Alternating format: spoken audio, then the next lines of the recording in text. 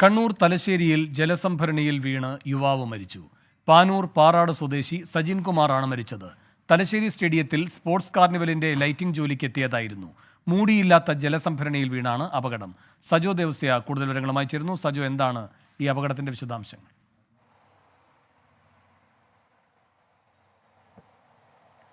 വേണു, ഇന്ന് പുലർച്ചെ 2 മണിയോടുകൂടിയാണ് ഈ ദാരുണ അപകടം ഉണ്ടായത്. തലശ്ശേരി മുനിസിപ്പൽ സ്റ്റേഡിയത്തിൽ സ്പോർട്സ് കാർണിവലിന്റെ ഭാഗമായി ഇലക്ട്രിക്കൽ വർക്കുകൾക്ക് വേണ്ടി എത്തിയതാണ് പാനൂർ പാറാട് സ്വദേശിയായ സജിൻ. പിന്നീട് പുലർച്ചയോടുകൂടിയും മുകളിലേക്ക് ലൈറ്റിങ്ങിന്റെ മറ്റോ ഫോട്ടോ എടുക്കുന്നതിനോ മറ്റോ ആയി കയറിയതാണ്.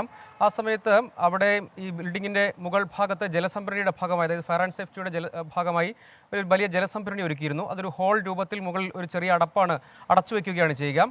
ആ മൂടി പക്ഷേ തുറന്നു കിടക്കുകയായിരുന്നു. ഇത് ശ്രദ്ധിക്കാതെ അതുവഴി നടന്നു പോയപ്പോൾ ഈ ജലസംഭരണിയിലേക്ക് വീണു പോവുകയായിരുന്നു എന്നാണ് ഈ ഘട്ടത്തിൽ നമ്മൾ മനസ്സിലാക്കുന്നത്.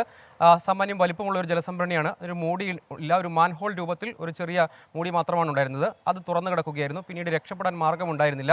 വെള്ളത്തിൽ മുങ്ങിയാണ് മരണം എന്നതാണ് ഈ ഘട്ടത്തിൽ നമ്മൾ മനസ്സിലാക്കുന്നത്. ഇതെന്തുകൊണ്ടാണ് തുറന്നു കിടന്നത്, അങ്ങനെ സുരക്ഷിതമല്ലാത്ത രീതിയിൽ അവിടെ സൂക്ഷിച്ചിരുന്നത് എന്നതടക്കമുള്ള കാര്യങ്ങളിൽ വിശദമായ പരിശോധന നടത്തും. എന്താണ് യഥാർത്ഥത്തിൽ സംഭവിച്ചത് എന്നത് ഉൾപ്പെടെ വിശദമായി അന്വേഷിക്കുമെന്നാണ് തലശ്ശേരി പോലീസ് പറയുന്നത്. മൃതദേഹം ഇപ്പോൾ തലശ്ശേരി ജനറൽ ആശുപത്രിയിലാണുള്ളത്. പോസ്റ്റ്മോർട്ടത്തിന് ശേഷം ബന്ധുക്കൾക്ക് വിട്ടു നൽകും. സജോ ദേവസ്യാണ് കണ്ണൂരിൽ നിന്നും വിശദാംശങ്ങൾ നൽകിയത്.